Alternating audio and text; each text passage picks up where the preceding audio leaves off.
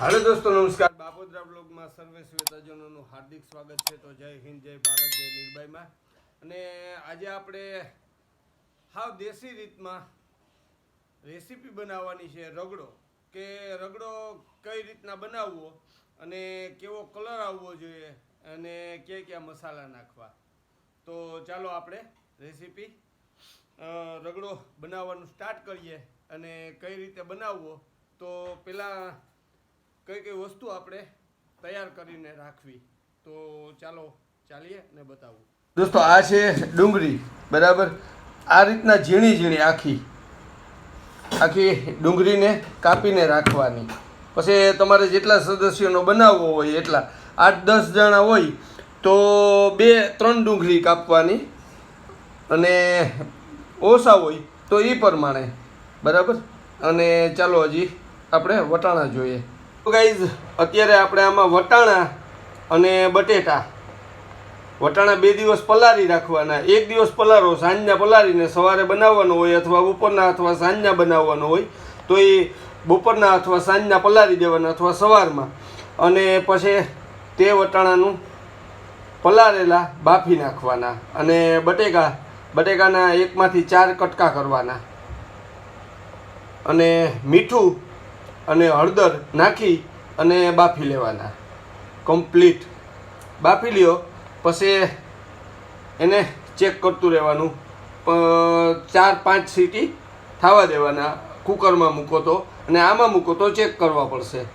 અને આ છે તીખી ચટણી લસણની।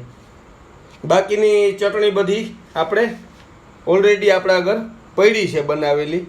અને કઈ રીતના એક છે ખજૂર અને આંબલીની ચટણી છે અને આ છે લસણની ચટણી।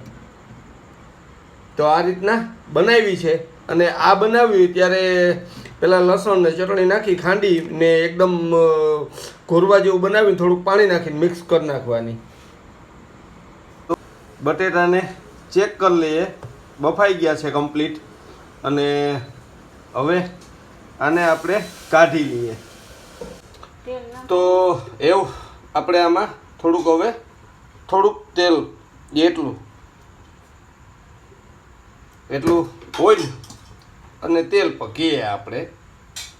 રાઈ 8-10 અને જીરું 8-10 રાઈ ને જીરું નાખવાના। 2 ચમચી હિંગની મિક્સ કરી નાખવાની। 1/2 ચમચી હિંગ નાખી આપણે એને મિક્સ કરી નાખીએ। 4 કટકા આપણે 2 મરચાં તીખા નાખ્યા। તીખા મરચાંના 2 કટકા કરીને, બરાબર। 2 મરચાં લીધા હતા એને કટકી કરીને નાખી દેવાના। હવે એમાં આપણે ડુંગળી થોડી જેટલી આપણે બનાવવું હોય એ પ્રમાણે ડુંગળી નાખી,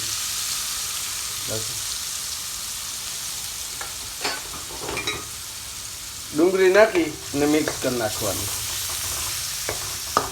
લીલું હળદર,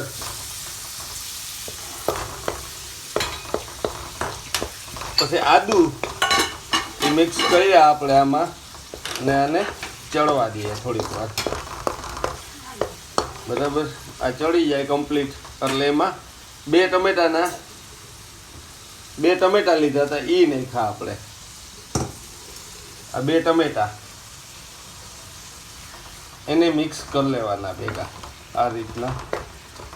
અને ડુંગળી એકદમ કલર આવવા માંડે એટલી વાર રાખવાની। એમ લાલ જેવી થઈ જાય એટલે બંધ કરી દેવાનો। ગેસને ધીમો કરી નાખવાનો અને જુઓ તમે આ રીતના પકાવવાના કમ્પ્લીટ। ટમેટા હજી થોડાક કાચા છે, હમણાં પાકી જાય પછી આપણે ટમેટા હવે ચડવા આવ્યા એટલે આપણે આમાં બધા મસાલા આપણા જે છે એ ગરમ મસાલો ને એ બધું એડ કરી દેવું। એ પહેલાં આપણે જે વટાણાને હતા તેને એડ કરવાના। તો થોડીક હળદર, પછી ધાણા જીરું પાવડર અને ગરમ મસાલો આપણે નાખી દીધો આમાં પહેલાં। 1 ચમચી, બરાબર. આને મિક્સ કરી નાખવાનું એટલે કમ્પ્લીટ થઈ જાય અને ચડવા દેવાનું 2 મિનિટ ધીમા ગેસે, એટલે એકદમ મિક્સ થઈ જાય. આરે વટાણા અને બટેટા હતા એ નાખી દીધા આના હારે, અને આમાં જે પાણી હતું એ કાઢવાનું નહીં, એ પાણી પણ આના હારે જ મિક્સ નાખી દેવાનું અને ચડવા દેવાનું આને. તો ગાઈઝ હવે જુઓ તમે, રગડામાં કલર આવતો જઈશ. જુઓ હવે રગડામાં એકદમ આપણે જોઈએ એવો કલર આવતો જઈશ અને બધા મસાલા એડ થઈ ગયા અને કમ્પ્લીટ છે. હવે આને ચડવા દેવાનો હોય, એકદમ પાકી જાય 10-15 મિનિટ પછી આપણે આમાં સેવ અને જે આપણે બનાવીએ ને ડીશમાં તૈયાર કરીએ ત્યારે સેવ, ડુંગળી, ચટણી અને લીલા ધાણા અને બધું આપણે જે રીતના જેટલું આપણે ફાવે એ પ્રમાણે લઈ લેવાના અને એના ઉપર ડીશ ઉપર પેલા રગડો નાખી, પાવ નાખી અને પછી ડુંગળી, સેવ, તળેલા બી અને લીલા ધાણા. તો ગાઈઝ આપણો આ રગડો હવે તૈયાર થવા આવ્યો છે અને એકદમ ગાઢો પણ થતો જાય છે. જુઓ ને રગડો જેટલો તમને પતલો ઘાટો જે રીતના, ને જુઓ તમે એકદમ કલર પણ હવે આવતો જઈશ એમાં.